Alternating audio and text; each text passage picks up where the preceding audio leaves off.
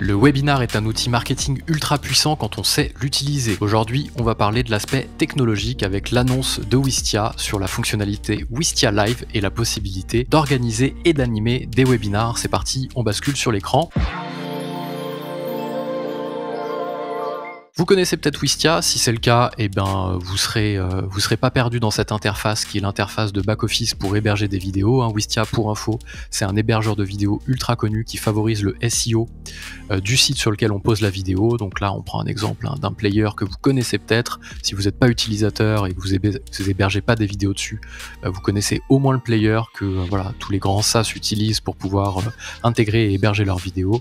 Voilà le player qui est sur notre site internet. Bref, c'est pas le sujet. Ils ont sorti une fonctionnalité Live Events qu'on va retrouver directement dans le dashboard, dans l'onglet administration, et on va avoir la possibilité de créer des nouveaux événements et de pouvoir récolter des inscriptions. Donc c'est un outil marketing, je le disais en intro, pour pouvoir récolter des nouveaux emails et on va pouvoir et surtout animer le webinar, puisqu'il y a toute la techno derrière d'animation avec qui est sur scène, qui partage l'écran, quelle forme ça a. Mais je vous montre tout de suite avec un petit event que j'ai setup il n'y a pas si longtemps que ça.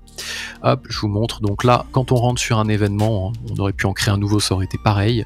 Ici, on a la petite page overview, donc on met le nom, le titre de l'événement, on met la date à laquelle l'événement va avoir lieu, la durée approximative. Ensuite, on rentre dans du détail où on va pouvoir mettre une petite description un peu plus complète avec de la mise en forme de texte, une petite vignette dessous au format 1280 par 720. Donc là, vous allez sur Canva, vous créez votre petite vignette et vous la mettez ici. Ensuite, on va avoir un petit lien pour inviter des gens à participer, à monter sur scène en tant qu'animateur. C'est pas le lien pour s'inscrire en tant que public, c'est vraiment le lien en tant qu'animateur.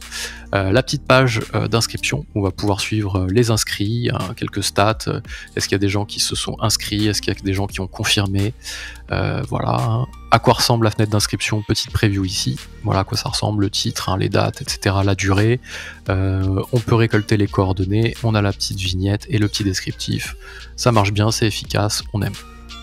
Ensuite, Analytics, ici on va avoir des stats quand l'événement sera terminé, quel est le moment de la vidéo que les gens ont préféré, quand est-ce qu'ils ont utilisé le plus le chat, quel est le taux d'engagement, à quelle durée, tout ce qu'on retrouve directement sur Wistia en tant qu'hébergeur. Et ensuite, maintenant qu'on a fait ça, qu'on a setup le lien, on peut copier le lien pour le mettre dans un email d'invitation, on peut aussi directement importer des gens pour pouvoir les inviter ici directement. En général, on peut copier le lien et faire les invitations dans un outil tiers. Et une fois qu'on est prêt, on va pouvoir directement, je vais vous montrer, quand l'événement a lieu, rejoindre directement en tant qu'animateur la room. Et donc voilà à quoi ça va ressembler. Ça devrait normalement, vous voyez les coulisses, parce que vu que j'utilise ma webcam principale pour la vidéo, il m'affiche ma deuxième webcam, qui est d'ailleurs de meilleure qualité que la webcam principale, la webcam de Mac, qui est pas dégueu. Vous allez pouvoir monter sur scène donc en mettant votre petit prénom. Vous choisissez ici ce que vous utilisez comme micro. Donc là, hop, on va changer de micro pour éviter d'utiliser le micro que j'utilise pour la vidéo, les haut-parleurs, la caméra que vous choisissez, c'est parti, vous montez sur scène. Donc là, vous allez avoir quelqu'un qui va pouvoir faire la régie, comme dans un live, faire monter, faire descendre les gens sur scène. Ici, je monte sur scène, je descends. Si vous êtes plusieurs participants, vous choisissez qui est sur scène, qui n'est pas sur scène. Si vous partagez votre écran, on va partager par exemple le site internet BLC. Tac. Vous allez pouvoir choisir le masque que les gens verront, c'est un petit peu de la régie comme à la télé, comme dans des live Twitch avec des émissions un peu connues. Voilà, vous choisissez un petit peu le format d'affichage, où est-ce que vous voulez mettre la personne en webcam, où est-ce que vous voulez mettre l'écran, etc. etc.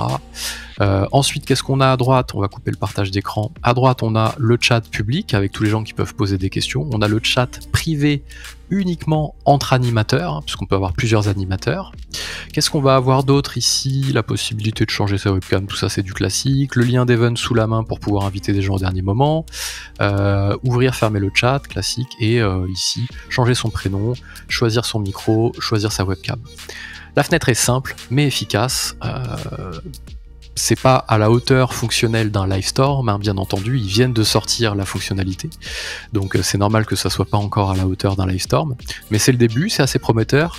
Ça a un intérêt pour moi si vous êtes déjà dans l'écosystème Wistia, parce que le replay sera ensuite disponible directement dans Wistia, dans votre tableau de bord classique ici. Maintenant, au niveau des prix, c'est là où je suis pas tout à fait d'accord avec ce qu'ils ont mis en ligne, parce que c'est uniquement disponible dans la version avancée à 319$ par mois. Ici, on le voit, hein, live, on a les lives uniquement dans la version avancée. Je trouve ça dommage, parce que si on est en version plus et qu'on veut juste faire les lives, eh bien on doit se taper la version avancée à 319$ juste pour faire des webinars. Ils auraient dû laisser l'usage de base de Wistia, qui est un hébergeur vidéo, et faire des add-ons. Un add-on live, un add-on podcast, parce qu'ils avaient sorti une fonctionnalité podcast, et ça évite de devoir passer, quand on est à 19$, à une version à 319 juste pour avoir les lives. Honnêtement, je pense qu'ils vont le changer dans pas longtemps, parce qu'ils auront pas de public. Nous, on a, je sais plus, près de 300 vidéos, on est en version pro. Si on veut faire des webinars, on va pas passer à 319$, clairement pas.